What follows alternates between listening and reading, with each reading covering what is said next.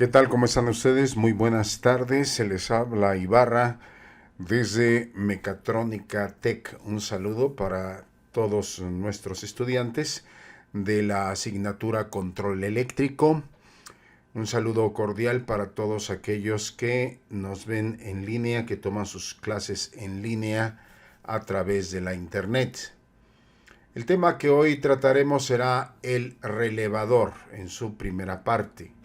Luego tendremos otro video que tratará sobre los circuitos que se aplican a control con relevadores dentro de la misma clase de control eléctrico.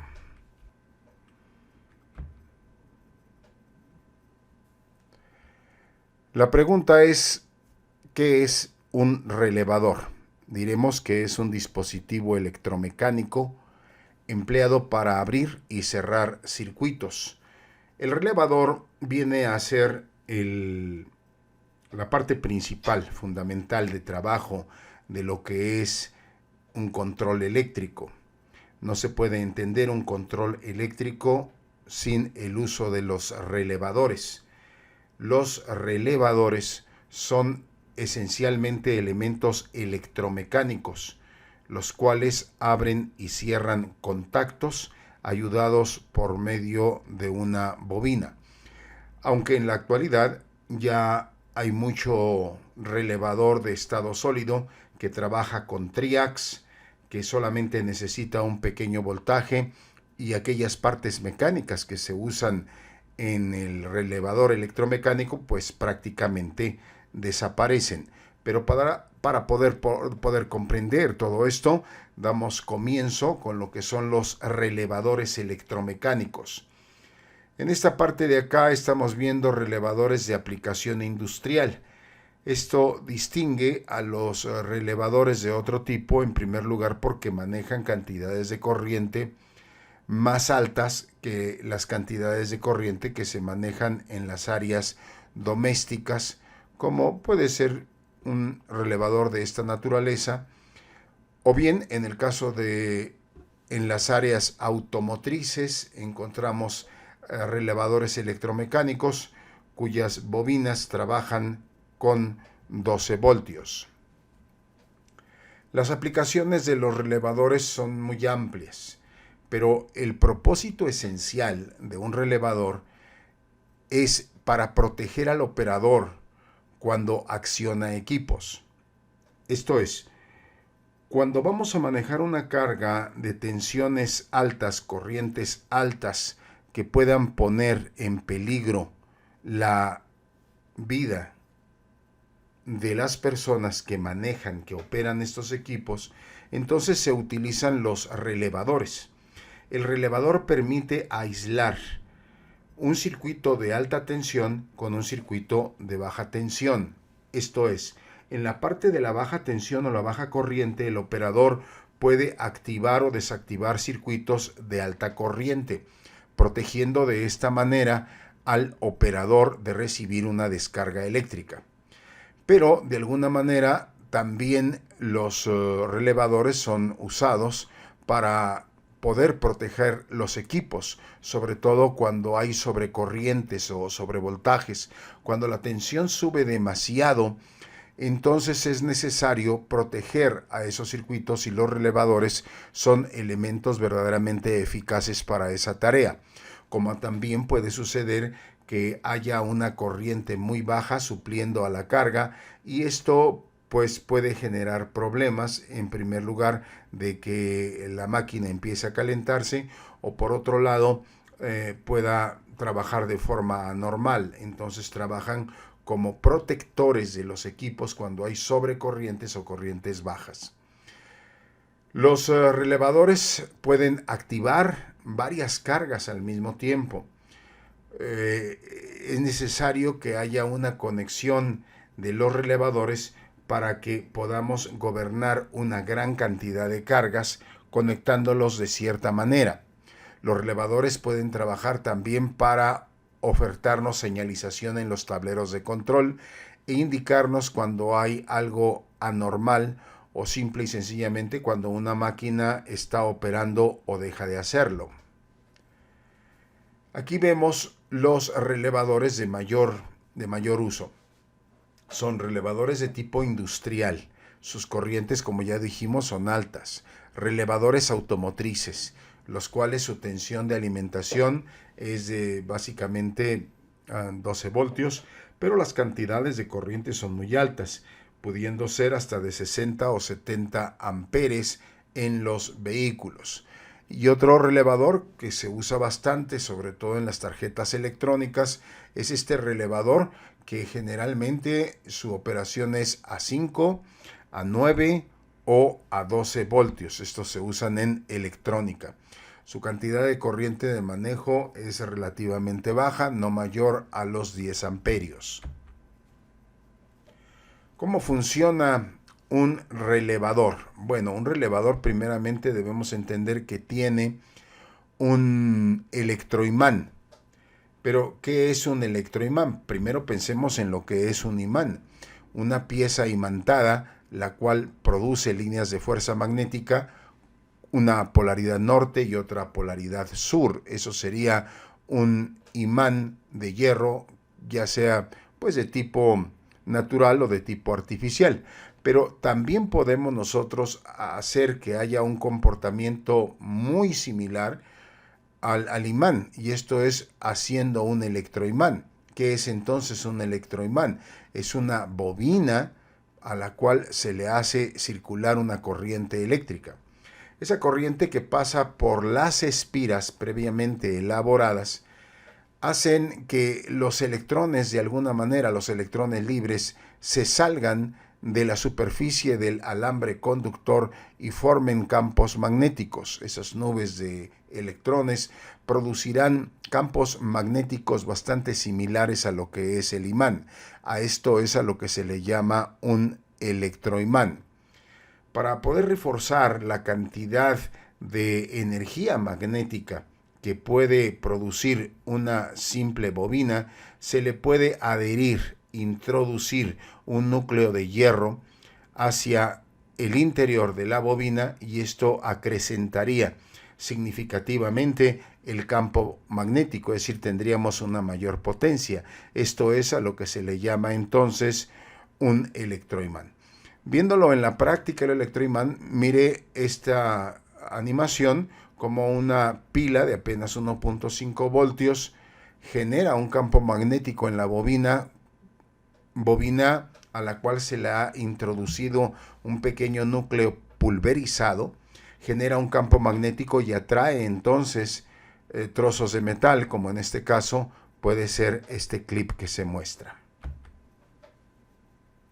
Para entender mejor el funcionamiento de un relevador, diremos que en este ejemplo vemos que está formado por una carga.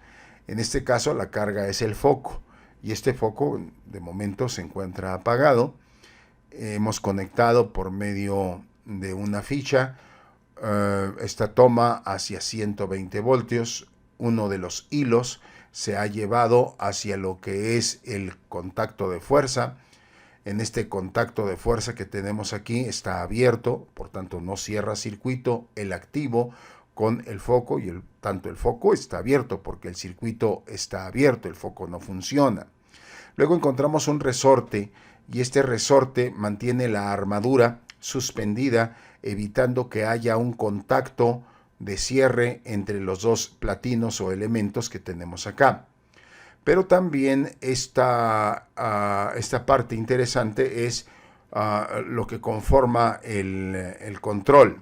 Este control es básicamente una bobina, y volvemos otra vez al ejemplo anterior, que es precisamente lo que significa el electroimán. O sea, esto es un electroimán. Ese electroimán está energizado por medio de una batería. De momento, el pulsador se encuentra bajo condición normalmente abierto porque no ha sido impulsado. Como no ha sido impulsado, no ha sido presionado, no hay corriente eléctrica a través de la bobina, y por consiguiente no atrae la armadura y los contactos se mantienen abiertos con el foco apagado. Pero ¿qué sucede si nosotros cerramos el circuito? Veamos, al momento en que presionamos la armadura ha sido atraída por el efecto del campo magnético y entonces los contactos de fuerza han cerrado, permitiendo que el circuito se active y por ende el foco se encienda. Observemos aquí, hemos desactivado nuevamente, la bobina está sin corriente, no hay campo magnético, no atrae el contacto, no atrae la armadura, el contacto de fuerza se mantiene abierto, volvemos a pulsar de nueva cuenta el interruptor momentáneo y ¿qué es lo que sucede? Campo magnético, cierra el circuito y el foco se enciende. Esto es básicamente el funcionamiento de lo que hace un relevador. Ahora, observe cómo el voltaje de esta batería es apenas 9 voltios, pero en cambio el voltaje de la carga es 120 voltios. Esto es lo que permite el funcionamiento de un relevador. Esto es esencialmente el propósito del relevador. Evitar que el operador tenga contacto con el voltaje de la carga. Aquí va a cerrar un circuito en el pulsador de apenas 9 voltios, lo que no lo pone en riesgo. Así estuviera cerrando el circuito de 120 voltios, sino quien lo hace son los contactos de fuerza. Es por ello que el relevador es bastante útil para aislar al operador y éste pueda recibir una descarga eléctrica, evitar que suceda pues alguna tragedia. La simbología empleada en el relevador es bastante variada, pero la identificamos de la misma manera como se hace con el caso de los interruptores. La clasificación de un interruptor es un polo, un tiro, que es para esta figura. Observemos cómo la bobina, al momento de que es energizada, atraerá el contacto y este cerrará. En tanto estamos hablando que se maneja un solo polo y es un solo tiro y está en una condición de normalmente abierto.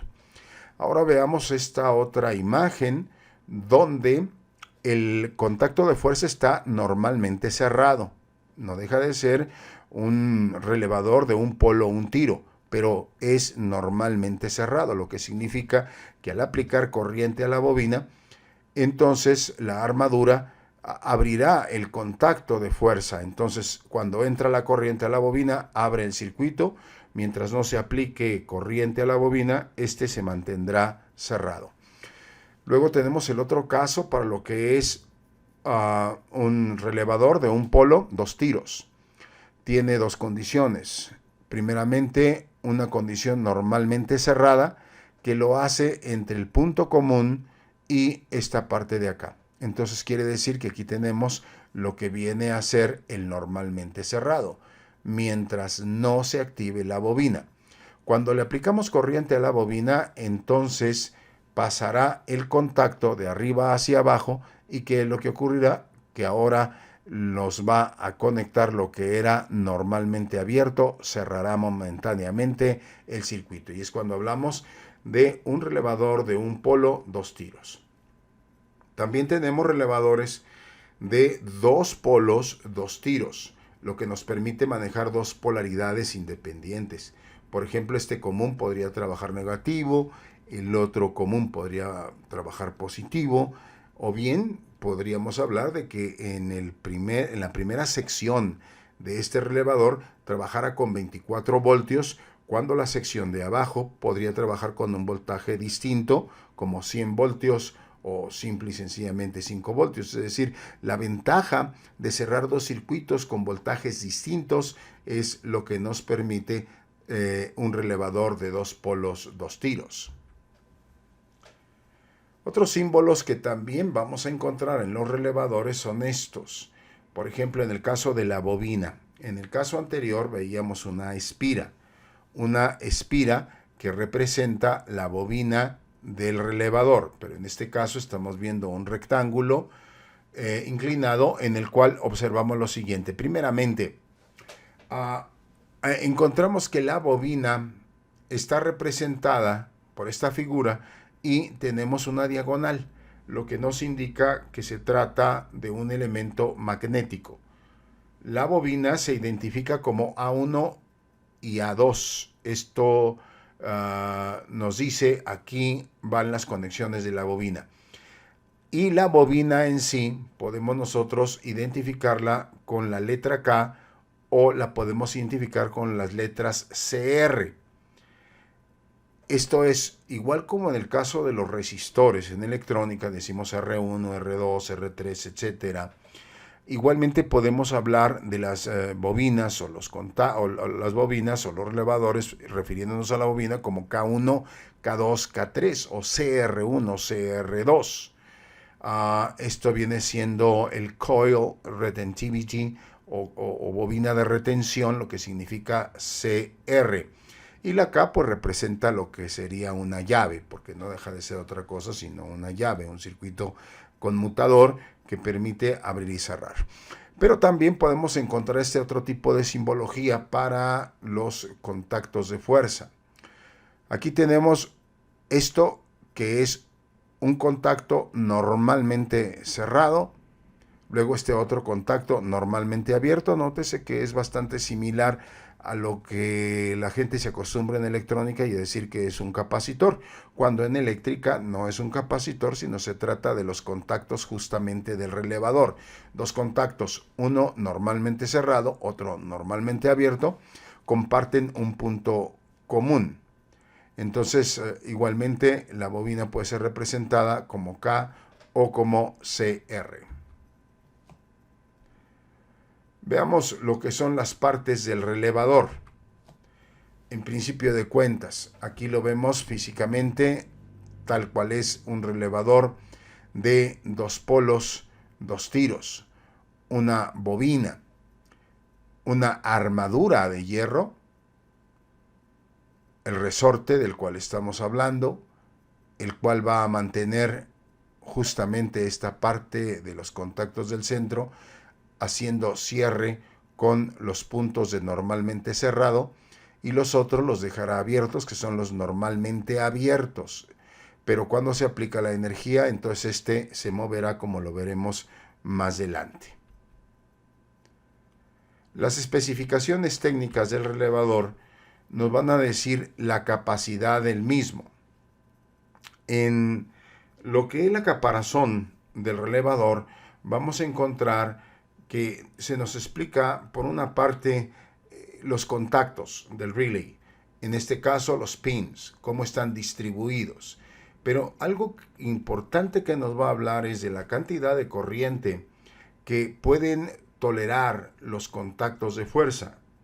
Lo más importante en un relevador es cuánta corriente pueden tolerar los contactos de fuerza. Aunque la forma de pedir al dependiente de la tienda un relevador se conozca generalmente como el voltaje de bobina. Es decir, llego a la tienda y pido lo que sería un relevador de 24 voltios, un relevador de 117 voltios, pero ahí me estoy refiriendo a el valor del voltaje de la bobina. No estoy hablando de la característica de apertura y cierre de los contactos de fuerza, que es lo más importante. Entonces, un relevador a medida que puede manejar mayor cantidad de corriente en los contactos será evidentemente más caro. Y esto debe ser fundamental para conectar cualquier tipo de relevador. En realidad, lo importante va a estar en cuál es la cantidad de corriente y bueno, el voltaje también, pero más importante será siempre la corriente, la cual debe ser superior hasta en un 50% mayor que el cierre de la carga, sobre todo cuando estamos trabajando con motores. Vamos a ver en acción ahora al relevador en los automóviles. Esto nos dará una idea todavía un tanto más clara. Por ejemplo, aquí tenemos lo que sería el circuito de luces o faros de un automóvil, el acumulador, generalmente 12 voltios, un interruptor de luces, y ese interruptor es el que va a hacer prender estos faros, que son los que se encuentran en la parte frontal del vehículo. ¿A dónde conecta ese interruptor? Lo conecta a través de la bobina. Luego tenemos un fusible por el otro lado y los contactos del relevador que conectan ahora sí hacia las lámparas y todo cierra sobre este punto común, que sería el punto negativo. Para comenzar, diremos aquí que el interruptor, que es el que va a manejar el chofer del vehículo, no se debe poner en riesgo a quien va a activar o desactivar las luces, en este caso el chofer. Por tanto, la cantidad de corriente que maneja la bobina de ese relevador es relativamente pequeña. En primer lugar, se va a evitar tener que ser un interruptor muy poderoso, de mucha cantidad tolerable de corriente. Incluso no se va a calentar, porque ese sería un problema. Si conectáramos este interruptor directamente a las luces, pues sí entraría en calentamiento, porque la cantidad de corriente que manejan los faros es extremadamente alta, entre 25 y 30 amperes en muchos de los casos. Entonces, aquí lo que tenemos es que el interruptor, al momento de cerrar, va a activar la bobina, y al activar la bobina cierra los contactos para prender los faros. Veamos. Ahí hemos activado el interruptor, se activó la bobina, jaló la armadura, cerró el contacto principal de fuerza y prendieron las luces frontales. Vamos otra vez. El interruptor está abierto, la corriente que pasa por este interruptor es muy baja, evitando poner en riesgo al operador o se vaya a calentar el mismo interruptor de luces.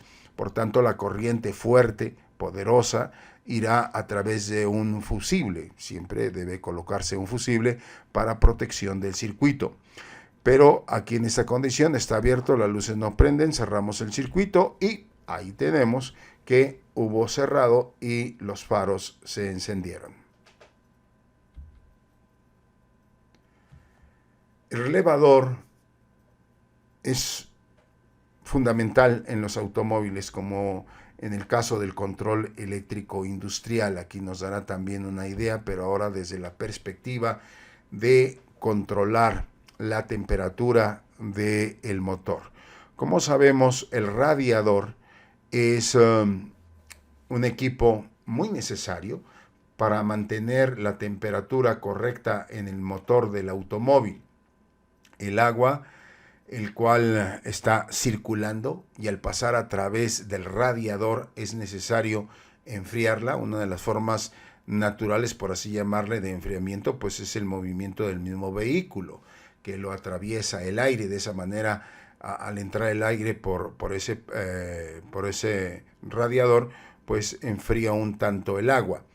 Pero otra manera es que a través de utilizar un abanico de enfriamiento, que es estará proporcionándole a bajar la temperatura al motor, enfriándole más el agua.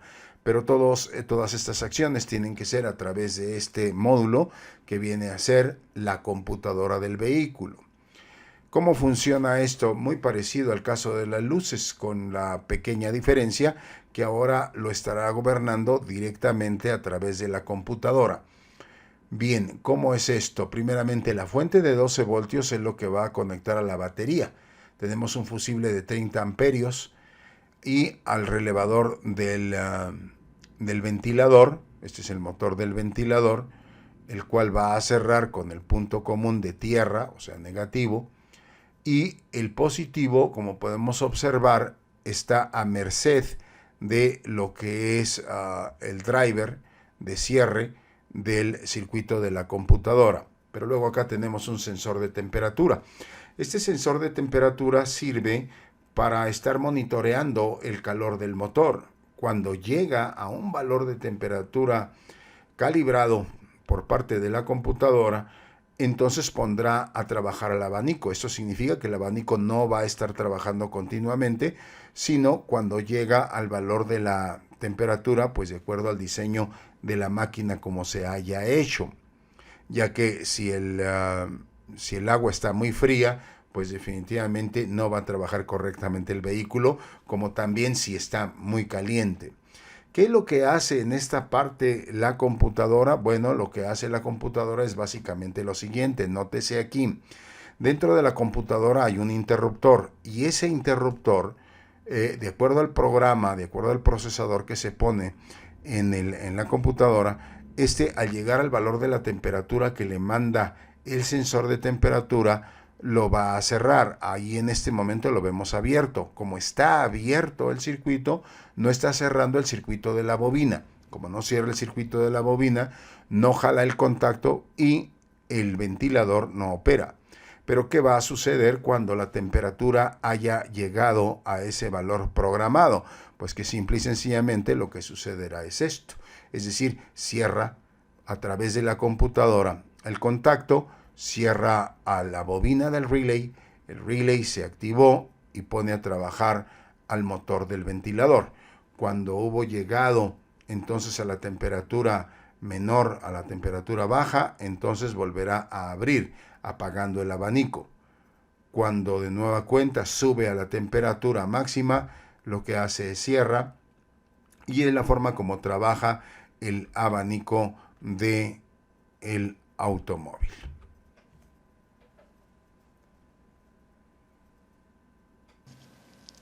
Aquí tenemos al relevador bajo nuestro estudio para identificar las partes del mismo. Primeramente vamos a señalar cómo están distribuidos los pins o terminales de este tipo de relevadores. Este relevador es de 2 polos, 2 tiros. En primera de cuentas diremos que esto se identifica como el pin número 1, 2, 3, 4, 5, 6, 7 y 8. Algo más gráfico tendríamos lo siguiente, los pins del relevador y ahora visto desde el diagrama esquemático para que podamos apreciar mucho mejor su funcionamiento. Primeramente, terminales o pins 7 y 8 corresponden a la bobina. Luego terminal 1, terminal 2, condiciones normalmente cerrados.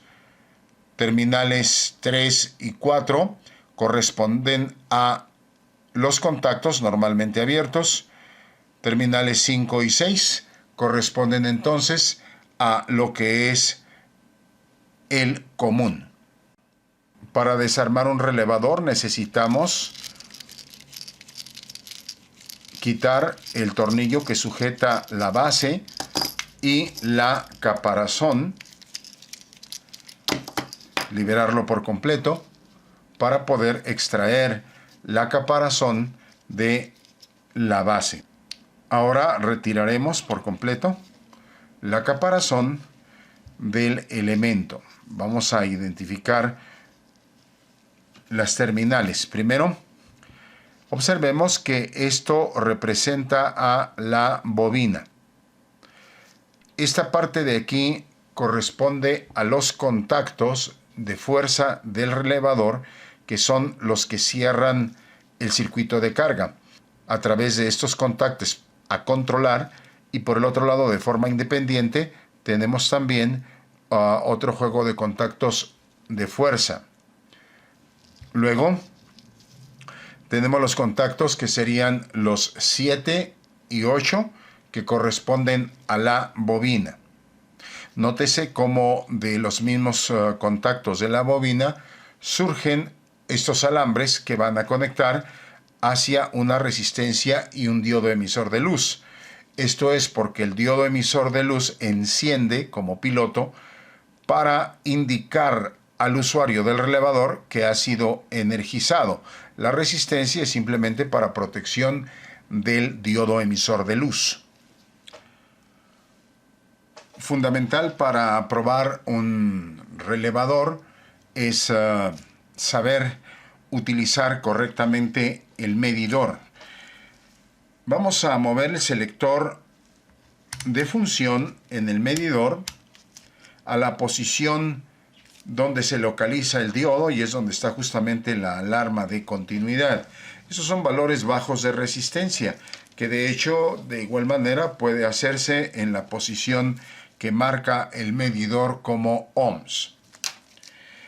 Para probar un relevador, primeramente debemos comprobar la bobina. Al unir las ondas de prueba en las terminales 7 y 8, nos marca un valor bajo de resistencia, esto es 120 ohmios.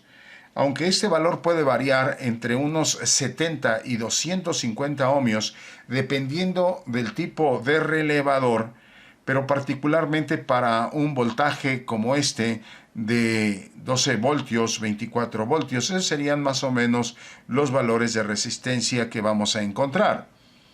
Luego, para corroborar el funcionamiento de nuestro relevador, colocaremos una de las ondas de prueba en el punto común y el otro anormalmente cerrado, que nos debe dar continuidad.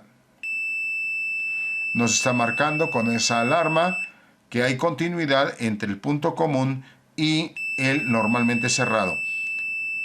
Pero ¿qué es lo que va a suceder si probamos ahorita en el pin siguiente, que sería el número 3, para cerrar con el común? Pues que va a estar abierto. Ahí nos indica abierto, nos indica que no hay conducción. Luego vamos a la otra sección del relevador, colocando nuestra sonda de prueba en lo que es el punto común de la otra sección y probaremos hacia normalmente cerrado y de igual manera nos da continuidad. Al probar ahora del punto común al otro extremo, que es el normalmente abierto, deberá indicar justamente que no hay continuidad, por tanto no se activa la alarma. Esta es la prueba que debemos hacer a nuestro relevador cuando sospechamos que el relevador no funciona. Normalmente lo que ocurre es que esta bobina puede llegarse a abrir, y al abrirse simple y sencillamente va a marcar esto, es decir, no nos va a marcar absolutamente. Esto significa que la bobina está abierta. Necesariamente es reemplazar totalmente al relevador. Ahora, cuando probamos del punto común hacia el otro extremo, que nos debe dar continuidad como lo está haciendo ahora, y si en caso de que no nos diera, significa simple y sencillamente que están dañados los contactos que cierran entre el común y el normalmente cerrado. Y esto sucede con mucha frecuencia, que una de las secciones del relevador sí funcione y la otra no. En este caso nada se puede hacer. Lo correcto será reemplazar por completo al relevador, ya que bien los contactos han sido flameados, están oxidados o hay algún problema de continuidad entre estos puntos, sobre todo cuando presenta un valor de resistencia alto, significa que hay cierto óxido que se ha producido allí en los contactos y es necesario reemplazar completamente al relevador.